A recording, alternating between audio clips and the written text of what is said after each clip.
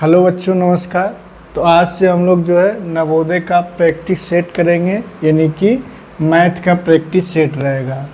क्या रहेगा? मैथ का प्रैक्टिस सेट रहेगा, जिसमें कि जैसा कि आप जानते हैं 2025 में आपकी एग्ज़ाम होगी जनवरी के मंथ में। तो मैथ में आपको टोटल 20 क्वेश्चन पूछा जाता है। मैथ में 20 क्वेश्चन पूछा जाता है और आपको फिर इसमें है रीजनिंग रहेगा। क्या रहेगा? रीजनिंग। तो रीजनिंग से आपको इसमें 40 क्वेश्चन देखने को मिलेगा। फिर इसमें और एक सब्जेक्ट है जिसका नाम है हिंदी।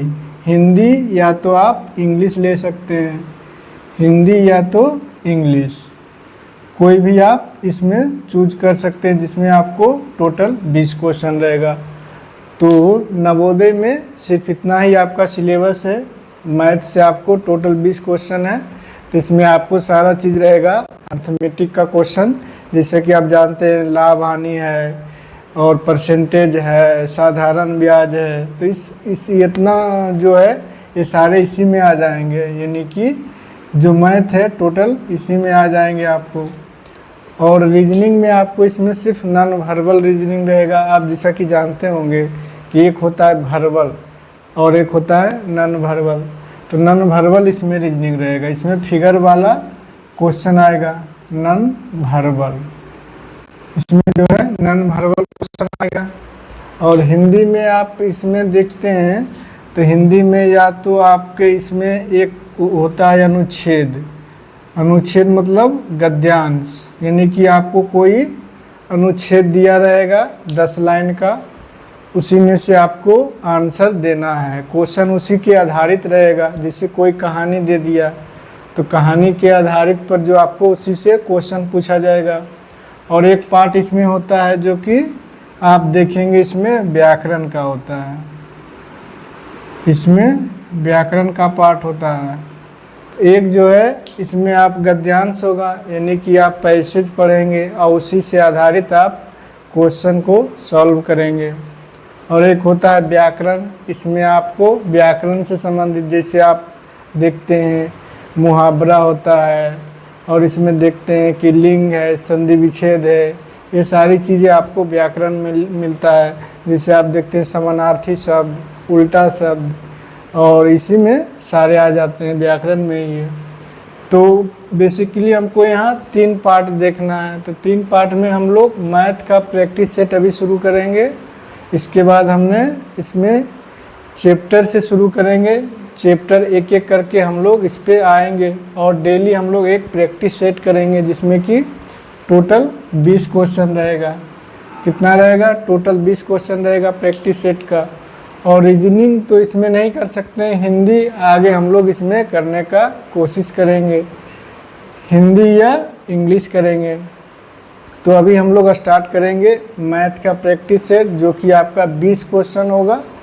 तो चलिए हम लोग स्टार्ट करते हैं। क्वेश्चन लेकर आए हैं जो कि है कि एक वेंडर ने 40 दर्जन केले खरीदे। कितना खरीदा? 40 दर्जन केला 250 रुपये में खरीदा। 250 में 40 दर्जन केला खरीदा। उसमें से 30 केला खराब हो गया। 30 केला खराब हो गया। बाकी बचे केले प्रति दर्जन किस भाव से बेचे कि उसे 20% का लाभ हो। तो चलिए इस क्वेश्चन को हम लोग सॉल्व करेंगे। तो टोटल कितना है? 40 दर्जन है। 40 दर्जन जो है केला कितना में खरीदा? 250 रुपया में। 250 रुपया में 40 दर्जन केला खरीदा। तो उसमें से 30 केला खराब हो गया। 30 केला खराब होने का मतलब है कि कितना दर्जन केला खराब हुआ। तो आप जैसा जानते हैं कि एक दर्जन में 1 दर्जन बराबर 12 केला होता है। 1 दर्जन बराबर 12 केला होता है। तो यहाँ पे टोटल 30 केला है। तो 30 केला में कितना दर्जन होगा? तो 30 बटा इसको 12 कर देंगे तो ये दर्जन निकल जाएगा। 6 दूना 12, 6 पचे 30, यानी कि आप देखेंगे 2.5 दर्जन केला खराब हो गया। तो 40 दर्जन टोटल था, तो इसमें से आप 2.5 घटा दीजिए, 2.5 दर्जन। तो कितना बचेगा? 37.5 दर्जन केला बच जाएगा।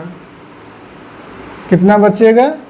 37.5 दर्जन केला ही बचेगा, 37.5 दर्जन, यानी कि 40 दर्जन केला था, उसमें से 30 केला खराब होने का मतलब है कि 2.5 दर्जन केला खराब हो गया।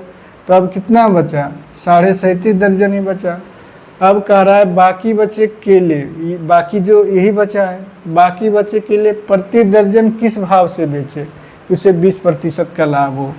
तो मान लिया जाए इसको बेचना है X रुपया में, X रुपया प्रति दर्जन, तो इसमें 250 रुपया का 20% लाभ होने का मतलब है 120/100। अब क्या निकल जाएगा? प्रति दर्जन जो है किस भाव से बेचे, किस भाव से बेचेगा कि जो है 20% का लाभ। तो लाभ किस पर होगा? 250 रुपया पर, 250 पर ही तो 20% लाभ होगा। तो इसको हम काट देंगे, 2 जीरो से इसको काट देंगे। फिर आप अगर पॉइंट है तो इसको आप नीचे 10 कर सकते हैं, पॉइंट को नीचे 10 करेंगे तो आप इसको 2 से 5 बार में कटता है, तो 5 सत्ते 35, 25 25, आप इसको 25 को 3 बार में काट देंगे, 3 को इस यहाँ पे 4 बार में काट देंगे। तो X बराबर कितना होगा? 8 रुपया प्रति दर्जन बेचना होगा। कितना बेचना होगा? 8 रुपया प्रति दर्जन अगर बेचते हैं तो 20% का लाभ हो जाएगा। तो ऐसा क्वेश्चन आप लोग बना सकते हैं। तो चलिए देखते हैं, नए बच्चों देखते हैं इस क्वेश्चन को। तो इसमें सिर्फ हल करना है, यहाँ पे पॉइंट का क्वेश्चन है, इसमें माइनस करना है, यहाँ भी माइनस करना है, और ये दोनों का ये ब्रैकेट है। तो इस प्रकार का भी क्वेश्चन आपके एग्जाम में पूछा जाता है, ऑप्शन भी दिया हुआ है, तो आप लोग इसको सॉल्व भी कर सकते हैं। तो जैसे चलिए हम लोग इसको सॉल्व करते हैं। तो 7.4 में 2.1 घटेगा तो कितना बचेगा? 5.3। अगर गुना है यहाँ पे तो इसको हम गुना कर देंगे। फिर 1.2 है, इसको घटाएंगे तो कितना आएगा? 1.2। 1.2 यहाँ पे था, 1.8 में 0.6 घटा देंगे, कितना आएगा? 1.2। अब इसको गुना करेंगे तो कितना आएगा? 15.9 माइनस 12 12 144। तो इसको इस प्रकार लिख देंगे।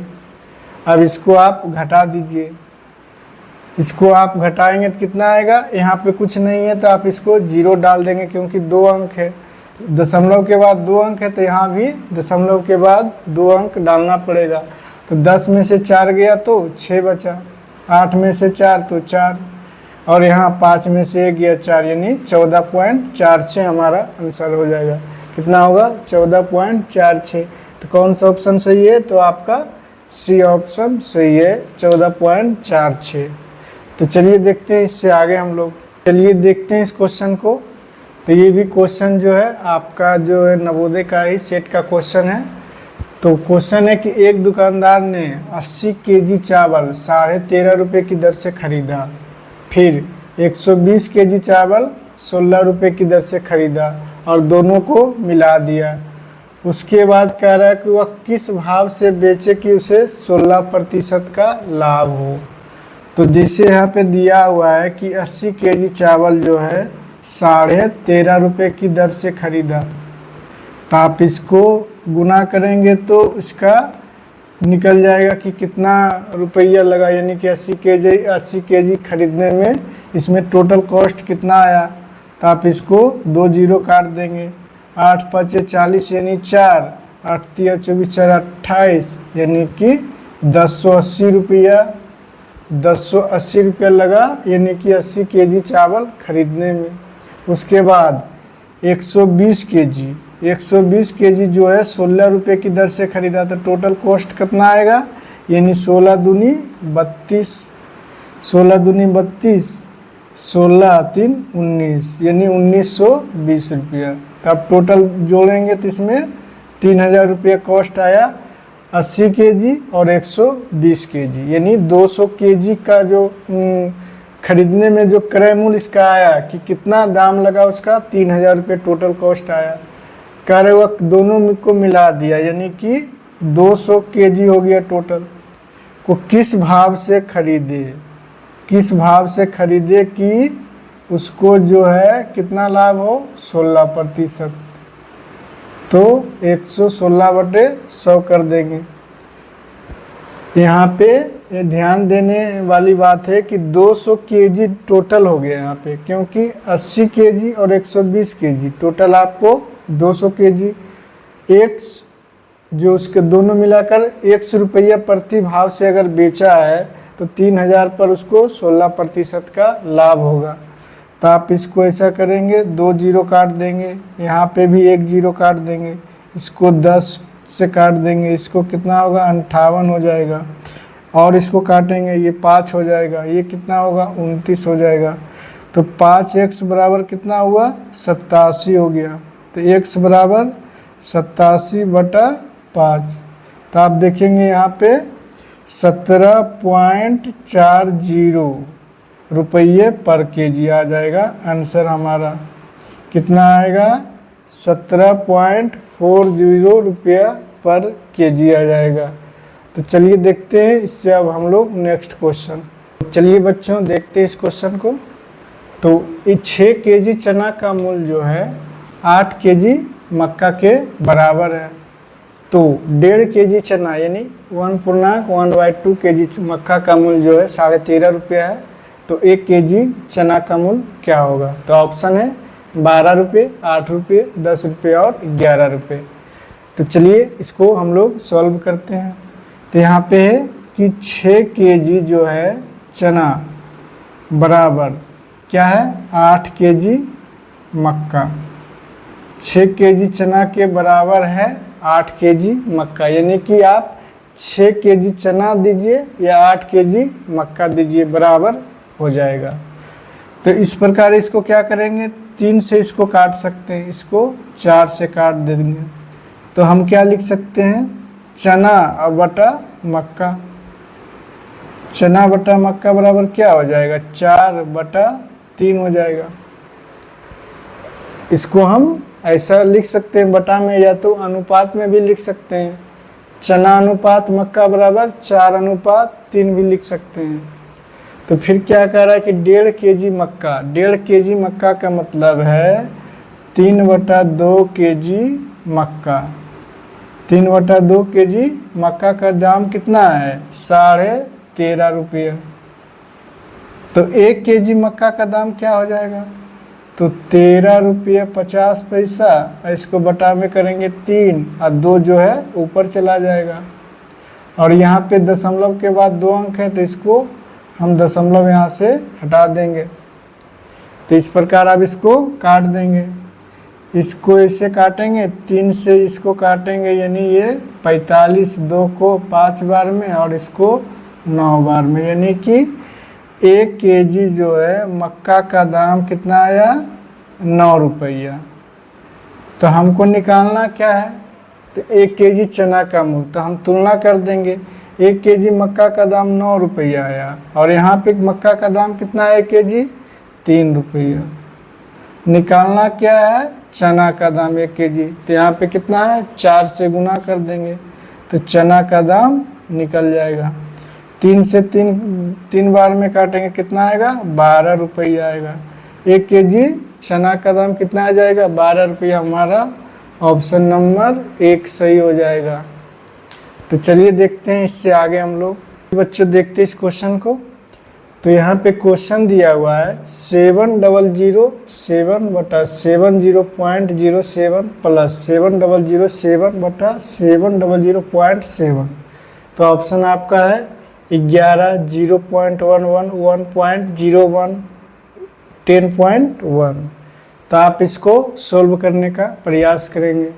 तो इसमें करना कुछ नहीं है, देखिए यहाँ पे पॉइंट कितना है ऊपर, यहाँ पे आपको 3 पॉइंट है, 3 अंक है पॉइंट के बाद, यहाँ पे 2 अंक है। तो यहाँ पे एक जो है अंक बच जाएगा, यानी कि यहाँ पे जो है 10 बचेगा, 1 जीरो बच जाएगा। यहाँ पे 3 है, 3 नीचे 3 जीरो लिखेंगे और इसके लिए 2 ऊपर लिखेंगे। तो 3 में से तो 2 जीरो ये काट ही देगा, तो 1 ही बचेगा। और इसको क्या लिखेंगे, ये पॉइंट है तो यहाँ पे नीचे 10 लिखेंगे, इसको ऊपर ले जाएंगे तो यहाँ पे 0 आ जाएगा। तो इसको क्या लिखेंगे 7007।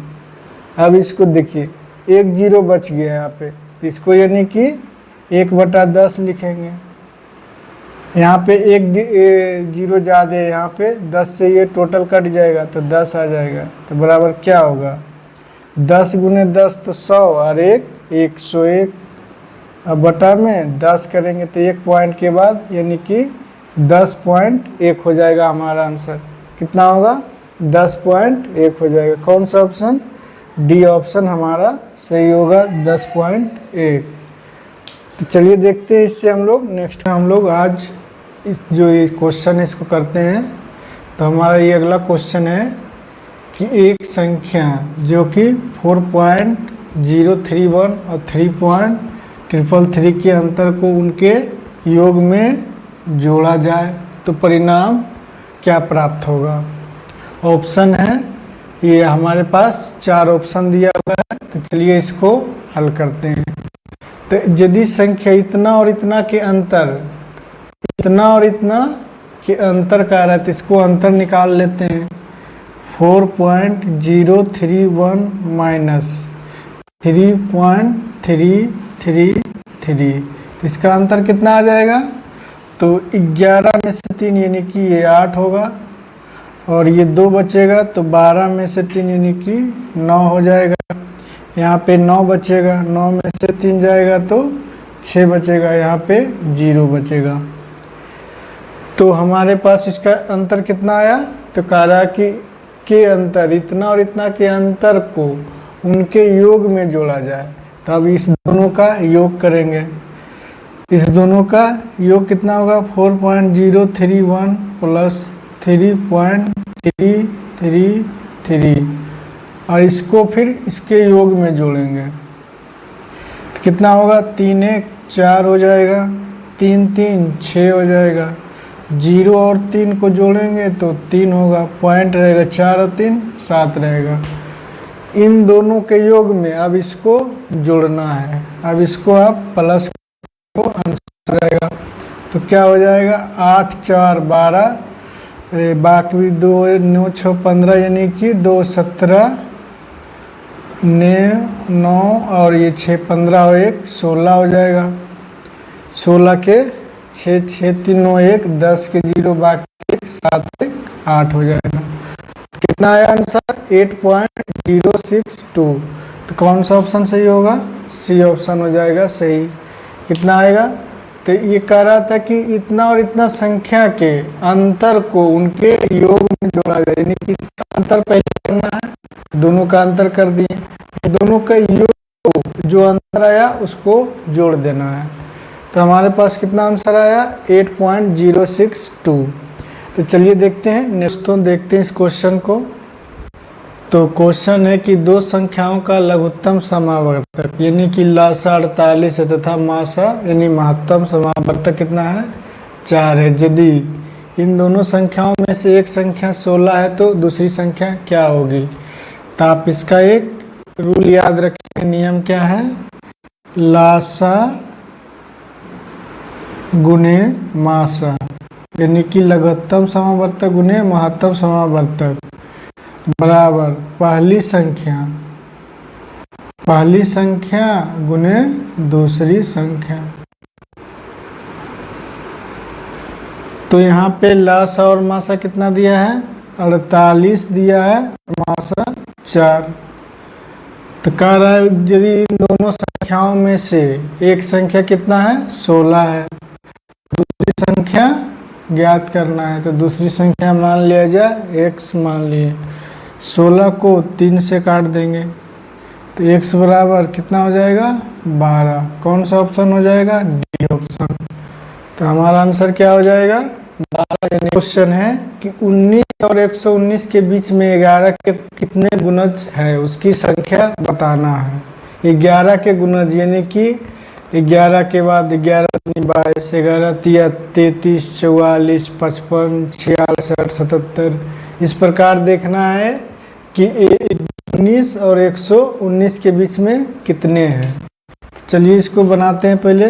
तो 19 के बाद अगर पहला जो होगा, 19 के बाद 11 दूनी 22 होगा, 22 होगा, फिर 33, फिर 44, फिर 55 हो जाएगा, 66 होगा, 77 होगा,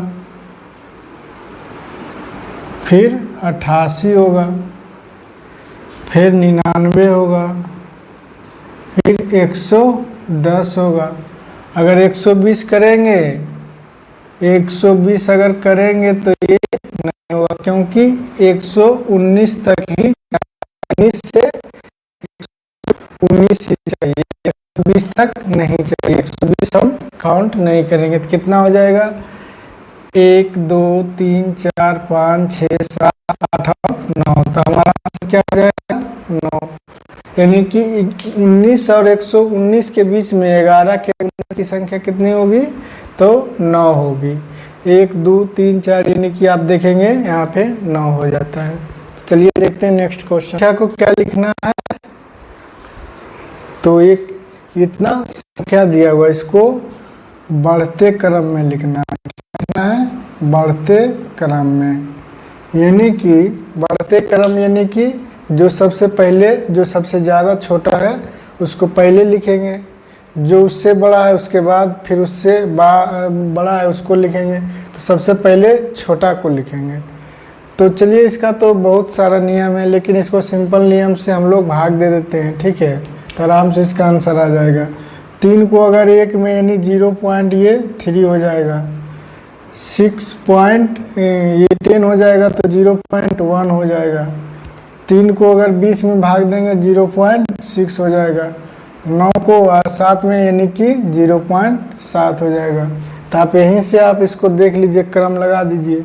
सबसे छोटा कौन है? 0.1, यानी 1/6 हो जाएगा। उसके बाद देखते हैं कौन होगा? 0.3, यानी कि 1/3 हो जाएगा। उसके बाद आप देखते हैं 2/3 हो जाएगा, और उसके बाद 7/9। तो हमारा आंसर यही हो जाएगा। बढ़ते क्रम में इस प्रकार लिख देंगे। चलिए देखते हैं नेक्स्ट क्वेश्चन। इस क्वेश्चन को बनाते हैं हम लोग।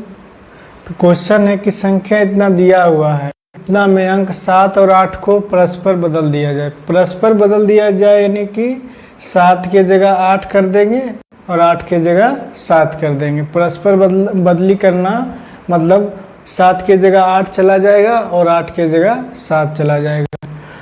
तो उसके बाद कह रहा है कि प्राप्त नई संख्या मूल संख्या में अंतर क्या होगा।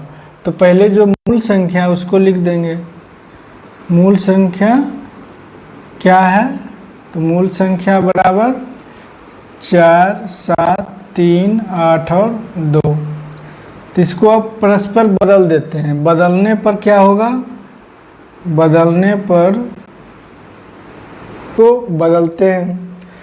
तो 4 के बाद हम 7 के जगह 8 कर देंगे, 3 8 के जगह 7 कर देंगे, बाकी छोड़ देंगे। अब दोनों में अंतर निकालना है। तो अंतर क्या हो जाएगा? तो अंतर बराबर इसके साथ इसमें घटा देंगे, यानी 4 8 3 7 2। हम माइनस कर देंगे 4 7 3 8 2। इसको माइनस करेंगे 0 हो जाएगा। 17 में से 8 जाएगा 9 बचेगा।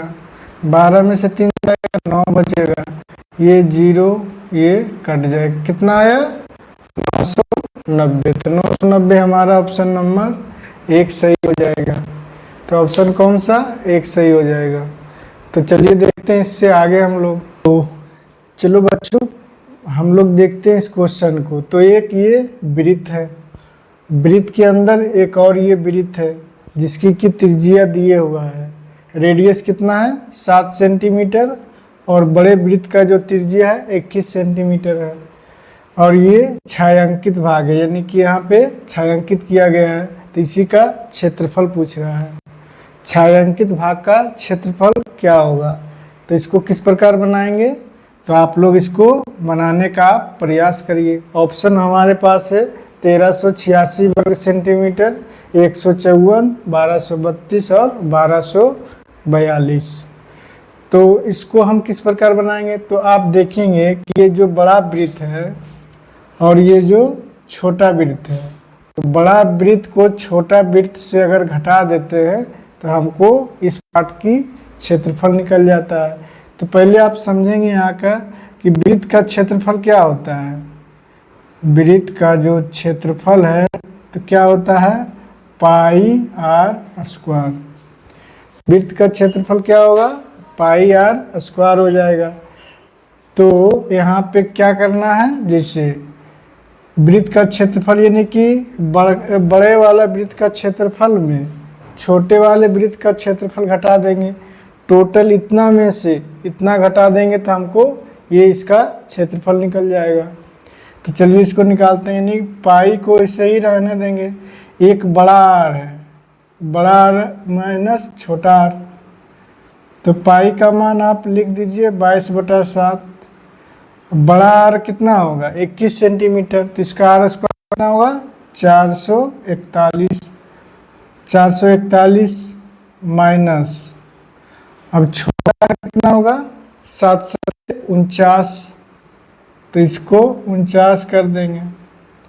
तब इसको घटा दीजिए, 22/7 गुने 11 में से 9 जाएगा तो 2 बचेगा, 13 में से 4 जाएगा 9 बचेगा।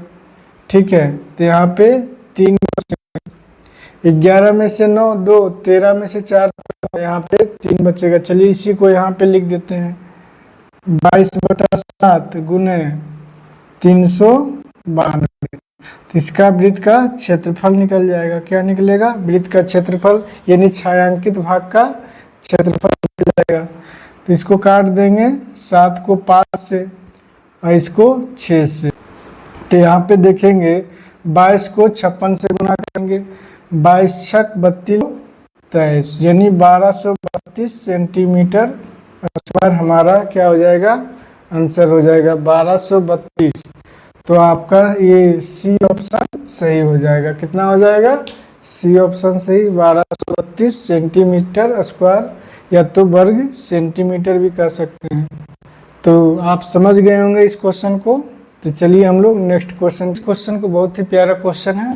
तो उस वर्ग का विकर्ण क्या होगा जिसका क्षेत्रफल जो है 49 सेंटीमीटर स्क्वायर है। तो आप जैसा कि जानते हैं कि वर्ग क्या होता है, इसकी सभी भुजा बराबर होती है। वर्ग की प्रत्येक भुजा जो है बराबर होती है। तो वर्ग का क्षेत्रफल क्या होता है, वर्ग का जो क्षेत्रफल है क्या होगा, बराबर भुजा का स्क्वायर। तो जिसका क्षेत्रफल दिया हुआ है यानी कि वर्ग का क्षेत्रफल कितना है 49, और ये भुजा स्क्वायर के बराबर होगा। तो भुजा बराबर क्या हो जाएगा, इधर स्क्वायर हटाएंगे तो इधर रूट आएगा, तो कितना आएगा 7, यानी भुजा बराबर 7 आया। तो ये भी 7, ये भी 7। तो वर्ग का विकर्ण क्या होता है, वर्ग का विकर्ण अगर निकालना हो तो वर्ग का विकर्ण बराबर क्या होगा, √2 गुने भुजा हो जाएगा। वर्ग का विकर्ण बराबर क्या होगा, √2 गुने भुजा हो जाएगा। तो भुजा दिया हुआ है 7, यानी कि 7√2 हो जाएगा। तो हमारा आंसर क्या होगा, 7√2 हो जाएगा। तो उसी का वर्ग का विकर्ण ही पूछ रहा था। तो वर्ग का विकर्ण कितना हो जाएगा, 7√2, 7√2 हो जाएगा। तो चलिए हमारा आंसर कितना हुआ, 7√2। तो चलिए देखते हैं नेक्स्ट क्वेश्चन। तो इस क्वेश्चन को देखते हैं हम लोग। समर ने एक पुस्तक उसके अंकित मूल्य पर 30% छूट पाने के पश्चात 63 रुपये में खरीदा। 30% का छूट मिला तब जाके 63 रुपये में खरीदा। तो अंकित मूल्य क्या है, तो 63 रुपया जो है छूट मिलने के बाद खरीदा, यानी कि 100 रुपया में 30% उसको छूट मिला, यानी कि उसका कितना में खरीदा, 70 में। 30% छूट के बाद कितना हो जाएगा, 70।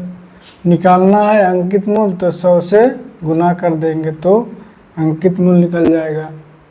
तो क्या हो जाएगा, 7 को 9 से, 7 को 10 से, 1 0 1 0, कितना हो जाएगा टोटल 90 रुपया अंकित मूल्य हो जाएगा। कौन सा ऑप्शन सही होगा? तो डी ऑप्शन सही हो जाएगा। तो पुस्तक का अंकित मूल्य 30% छूट के पश्चात खरीदा, यानी कि 100 में 30% छूट, यानी कि 100 के वस्तु में छूट कितना है? 30, यानी टोटल उसको 70 रुपया देना है। तो 63 रुपया में खरीदा, तो यहाँ 70 में खरीदा। तो अंकित मूल्य निकालना है, 100 से गुना कर दिए, कितना आया? 90 रुपया। तो 90 रुपया कितने क्या है? अंकित मूल्य है। तो चलिए देखते हैं नेक्स्ट क्वेश्चन को देखते हैं। तो x का 7/8 का 1/3 का 2/7 बराबर 12 है। तो x का मान क्या हो जाएगा? तो ऑप्शन दिया हुआ है 121, 132, 156, 144। तो वीडियो को पॉज करके आप इसको बनाने का प्रयास करिए। तो चलिए हम इसको बनाते हैं।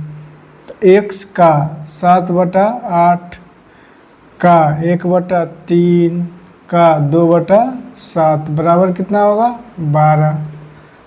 तब इसको क्या करना है? 7 को हम 7 से काट देंगे, 2 को 4 से काट देंगे, तो क्या हो जाएगा? x बराबर 4 तिया 12 और 12 को गुना करेंगे 144 हो जाएगा। कौन सा ऑप्शन? डी ऑप्शन हमारा सही हो जाएगा। तो कौन सा ऑप्शन होगा? D option. तो चलिए देखते हैं नेक्स्ट क्वेश्चन। दोस्तों इस क्वेश्चन को आप लोग बनाने का प्रयास करिए। तो 632 और डिवाइड 8 से है प्लस 11 का स्क्वायर है। उसके बाद आपको ऑप्शन मिलेगा 199, 200, 201 और 185। तो चलिए इसको हल करते हैं। तो 632 है, इसको 8 से भाग दे दीजिए, प्लस 11 को स्क्वायर कर दीजिए। तो अब इसको आप इजी से हल कर जोड़ 121, 79 जोड़ 121 कितना हो जाएगा? 9 1 10 के 0 बाकी 1, 7 2 9 1 10 के 0 बाकी 1 1 2, यानी हमारा कौन सा ऑप्शन हो जाएगा? 200 हो जाएगा। तो इसको इसमें डिवाइड करके 121 जोड़ दीजिए, हमारा आंसर कितना आएगा? 200 आ जाएगा। चलिए देखते हैं नेक्स्ट क्वेश्चन। इस क्वेश्चन को तो क्वेश्चन है कि 86 34 में 6 और 3 का स्थानीय मान में अंतर क्या होगा? तो स्थानीय मान आप लोग पढ़े होंगे। ऑप्शन दिया हुआ है 630, 570, 564 और 566।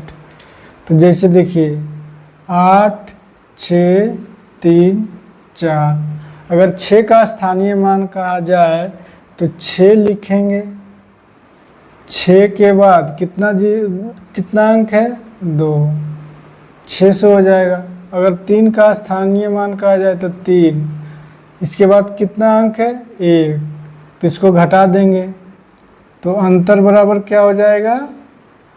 600 माइनस 30 बराबर क्या हो जाएगा? 570 हो जाएगा। हमारा कौन सा ऑप्शन हो जाएगा? बी ऑप्शन सही हो। को देखते हैं। तो एक कक्षा में 536 लड़के हैं और 33.1/3% लड़की है। तो कक्षा में लड़कियों की संख्या क्या होगी? तो एक कक्षा में लड़का कितना है? लड़का की संख्या दिया हुआ है 536 और 33.1/3% लड़की है। 33.1/3 को क्या लिखेंगे? 100/3 और फिर प्रतिशत है तो 100 से इधर गुना करेंगे, बराबर 1/3 बराबर लड़की। 1/3 लड़की है, 1/3 लड़की है, यानी कि टोटल 3 में एक लड़की है। 1/3 लड़की का मतलब है कि टोटल संख्या 3 है जिसमें एक लड़की है। तो यहाँ पे लिखेंगे कि कुल संख्या कितनी है? 3। तो लड़की कितनी है? लड़की जो है 1 है। तो लड़का इसमें कितना होगा? तो लड़का की संख्या इसमें 2 होगा और लड़का की संख्या यहाँ पे कितना दिया हुआ है? 536। तो इसका तुलना 2 से कर देंगे और पूछ रहा है कि लड़की की संख्या। तो लड़की की संख्या निकालना है तो 1 से गुना करेंगे। अब इसको काट दीजिए 2 से 2 बार में, 4, ये 2 छक्के 12, 1 2 8 16, यानी कि टोटल लड़की कितनी हो जाएगी, लड़की की संख्या कितनी होगी 268। हमारा ऑप्शन सी सही हो जाएगा, ऑप्शन नंबर सी जो है सही होगा। चलिए देखते हैं नेक्स्ट क्वेश्चन। इस क्वेश्चन को, तो क्वेश्चन है कि एक पानी की टंकी की लंबाई 2.75 मीटर है, चौड़ाई 1.80 मीटर है तथा गहराई 1.40 मीटर है, तो उस टंकी में कितना लीटर पानी रखा जा सकता है, यानी कि धारिता निकालना है। तो धारिता बराबर क्या होता है, लंबाई चौड़ाई इंटू ऊंचाई होता है।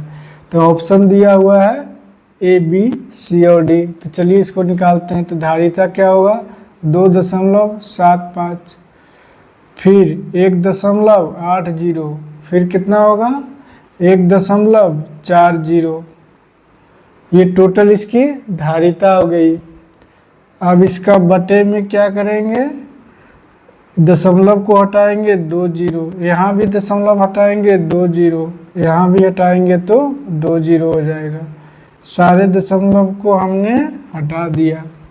उसके बाद क्या करना है, लीटर में निकालना है। तो 1000 को सबको भाग देंगे, तो 1000 को इधर भाग देंगे तो ये ऊपर चला जाएगा, यानी कि ऊपर में जाकर ये गुना हो जाएगा। तो अब क्या करना है, पहले 0 काटते हैं, 2 0 से इसको काट देते हैं, और 2 0 से इसको काट देते हैं, 1 0 को इससे काट देंगे, तब कितना बचा। अब इसको 2 5 10 कर सकते हैं, 5 से 25 और 2 5 से 25, 2 को 9 बार में काट देंगे, तो ये कितना हो जाएगा। अब इसको गुना करिए, 9 5 45, 9 5 45, 9 5 45 और 4 49, फिर इसको 14 से गुना, कितना होगा 14 5 70 के 0, बाकी 7 हो जाएगा। 14 नमा 26 126, 4 30 और 3 33, 133 होगा। तो हम 3 लिखेंगे तो 13 हाथ में रहेगा। 1469 लीटर इसकी धारिता यानी कि क्षमता हो जाएगी, जो कि कौन सा ऑप्शन होगा, डी ऑप्शन हमारा सही हो जाएगा। 6930 लीटर, 6930 लीटर। तो चलिए देखते हैं इससे आगे हमें कि एक कमरे का फ्लोरिंग करने में 8.5 रुपये प्रति वर्ग मीटर की दर से कुल खर्च 510 रुपया है, यानी कि कमरे का क्षेत्रफल में इतना का खर्च है, यानी कि 510 रुपये लगता है 8.5 रुपये प्रति वर्ग मीटर की दर से। कमरे की लंबाई 9 मीटर है तो चौड़ाई क्या होगा, तो 510 रुपया जो है टोटल खर्च कितना है 8.5 रुपये, इसको ऊपर से हम 100 से गुना करेंगे तो लंबाई गुने चौड़ाई निकल जाएगा कमरे का। तो इसको आप इसको काट देंगे 5 से, इसको लंबाई अगर 9 दिया हुआ है तो हमको चौड़ाई निकालना है, तो चौड़ाई बराबर 60/9 कर देंगे। तो इसको आप ऐसा करेंगे 9 छक्के 54, यानी 6 6 आता रहेगा, तो ऐसा करें 6 7 कर देंगे। चौड़ाई कितना आ जाएगा 6.67 आ जाएगा, तो कमरे की चौड़ाई 6.7 आ जाएगी। तो चलिए देखते हैं नेक्स्ट क्वेश्चन, जो कि आज का लास्ट क्वेश्चन, आज हमारा ये लास्ट क्वेश्चन होगा। तो चलिए इस क्वेश्चन को हम लोग करते हैं, को हल करते हैं। तो जिसका ऑप्शन दिया हुआ है ए बी सी और डी, तो चलिए इसको हल करते हैं। तो एसआई आपने पढ़ा होगा, साधारण ब्याज क्या होता है, मूलधन समय दर बटा 100 करेंगे। तो 8500 मूलधन इसका दिया हुआ है, समय कितना है 4 दूनी 8 यानी 9/4 वर्ष, और कितना प्रतिशत है 8% वार्षिक दर से। अब बटा में इसका 100 कर देंगे तो हमारा साधारण ब्याज आ जाएगा। साधारण ब्याज आएगा, उसमें हम मूलधन को ऐड कर देंगे तो कितना रुपया लौटाना है उसको, ये सारा निकल जाएगा। 4 से इसको काट देंगे, आप इसको 2 से काटें, इसको 9 से काटें, अब इसको 62/2 करेंगे तो कितना आ गया ये 2 से 3 बार, फिर 4 बार, फिर 4 बार, फिर 2 बार और फिर 5 बार। अब इसको 8500 में जोड़ देंगे, यानी कि 8500 प्लस 00 तो कितना हो जाएगा 2 4 9 11 942.50। तो कौन सा ऑप्शन हमारा सही होगा 942.50। सी ऑप्शन हमारा सही हो जाएगा। तो चलिए बच्चों, आज का हमारा क्लास यहीं पे समाप्त होता है। तो ये 20 क्वेश्चन हमने प्रैक्टिस करवा दिया आप लोगों को। तो कल हम फिर मिलेंगे आपसे 20 क्वेश्चन लेके। जब तक के लिए शुभ रात्रि।